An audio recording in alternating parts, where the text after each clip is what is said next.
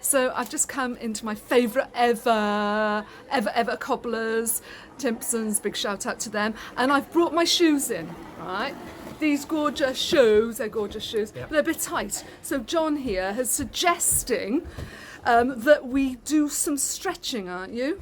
Yeah, we'll put them on a machine, a mechanical foot. Yes. They'll go inside, push all these bits out, and they'll fit you like a glove. That's great, because I came in seeing if you would cut them, but you suggested the stretching. Last resort. Yeah, always an option. Yeah. Thanks, John. Welcome. Shoes, the stretched shoes. Fantastic. Put them on then. I and will then do. We'll see if they actually work. Okay. Okay, you ready? Yeah, I'm ready. I've got it. So I've got the shoes. Now, the moment of truth. Have they been stretched enough?